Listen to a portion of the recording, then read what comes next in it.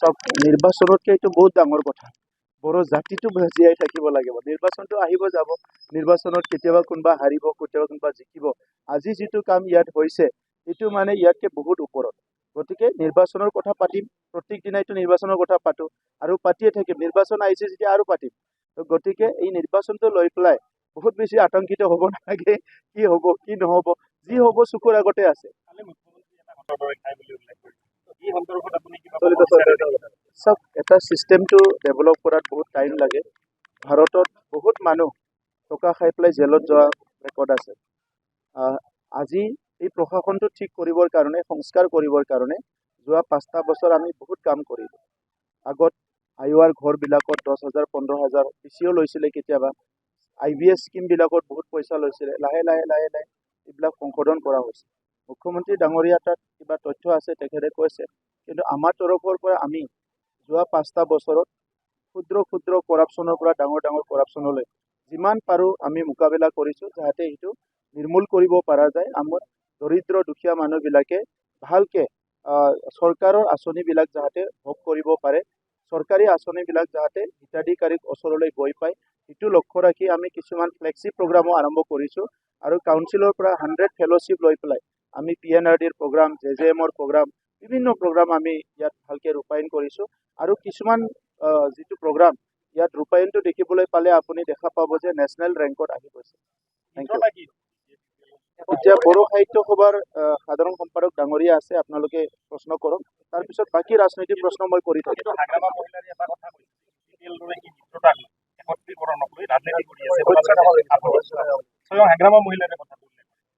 স্বয়ং প্ৰমোদ বড়োৰ কথাটো কওকচোন স্বয়ং আপোনালোকে স্বয়ং হাগ্ৰামা মহিলাৰীক সুধিছে স্বয়ং প্ৰমোদ বড়োই কি কয় আজি চাওক ৰাজনীতিত বহুত 10টা কথা ক'ব সমাজত কোনটো গুৰুত্বপূৰ্ণ অঞ্চলৰ কাৰণে কোনটো গুৰুত্বপূৰ্ণ সেইটোৱে ল'ব লাগে এইটো আৰু মানে কি বুলি ক'ম আৰু দুজন বন্ধুৱে চাদা মাৰি খোৱা বস্তুটো নহয় এটা জাতি গঠন 35 লাখ জনসাধাৰণৰ ভৱিষ্যতক লৈ চিন্তা কৰিব লাগিব আমাৰ জনগোষ্ঠীয়ে সংগ্ৰাম কৰি 5,000 মানুহ হেৰাইছে ইয়াৰ কথা চিন্তা কৰিব লাগিব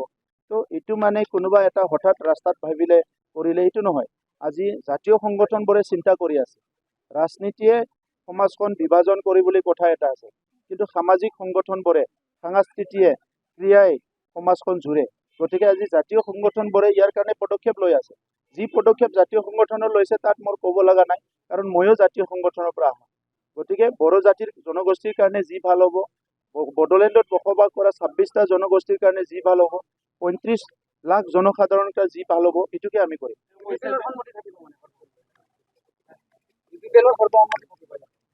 চাওক মই এইটোৱে ক'লো আপোনালোকক মই এইটো মানে দুজন বন্ধু চাদা মাৰি আপুনি অলপ খাক মই অলপ খাক সেই ক'লো এইটোতো নহয় সেইটো মানে বৰ্তমান আৰু ভৱিষ্যত সমাজ গঢ়াৰ কথা আছে সমাজখন আগুৱাই নিয়াৰ কথা আছে সেইটো আপুনি আৰু মই মিলিলে গোটেই সমাজখন ঠিক হ'ব বুলিতো একো নাই মিলিব লাগে জাতীয় সংগঠনে সদায় বিচাৰে এইটো অকল বড়োলেণ্ডত নহয়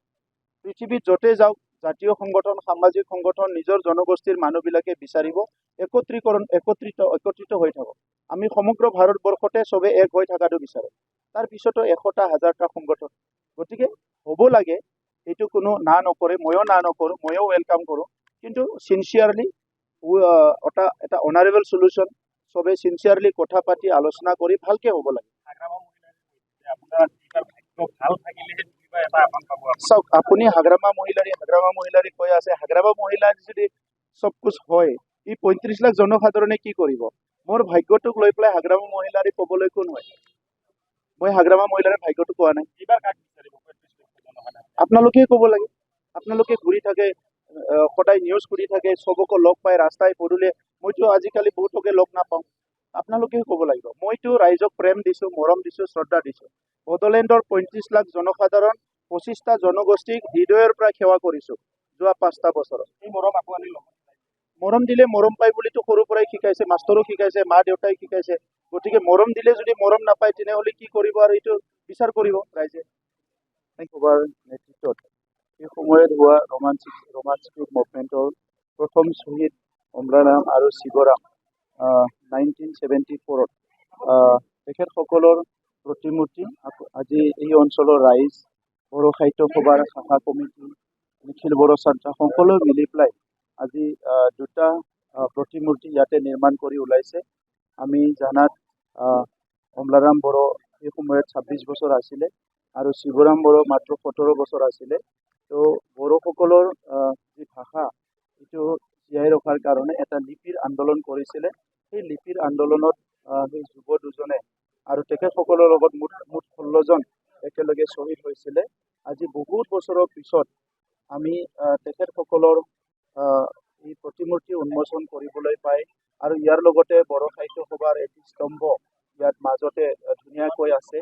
এই বড়ো সাহিত্য সভাৰ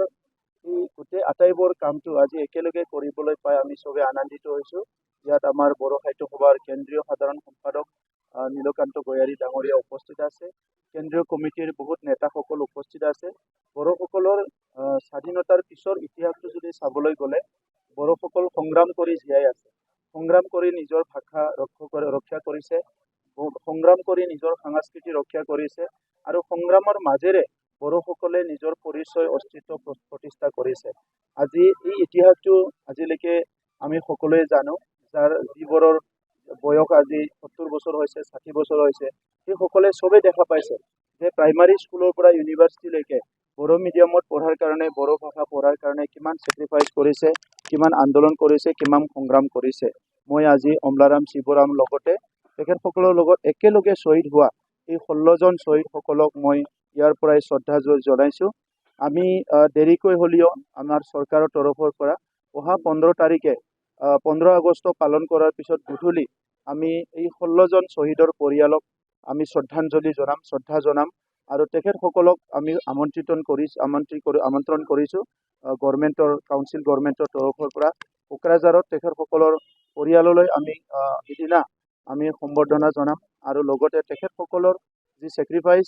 যি বলিদান, সেইটো চিৰযুগমীয়া কৰাৰ কাৰণে কিছুমান কাম হাতত লোৱা হৈছে। তেখেতসকলে স্বৰ্গত যাতে সদায় শান্তিৰে থাকে, ইয়াৰ কাৰণে মই ভগৱানৰ ওচৰত প্ৰাৰ্থনা কৰিছোঁ আৰু তেখেতসকলৰ ঘৰ পৰিয়াল প্ৰত্যেকজনে যাতে সুস্থ শৰীৰ লৈ ভালকৈ জীয়াই থাকিব পাৰে, ইয়াৰ কাৰণে মই মোৰ তৰফৰ পৰা মোৰ মৰম আৰু তেখেতসকললৈ মই আশীৰ্বাদ মই ভগৱানৰ ওচৰৰ পৰা বিচাৰিছোঁ। যিকোনো খবৰৰ বাবে যোগাযোগ কৰক 7099017330 লগতে 7099017110 নম্বৰত।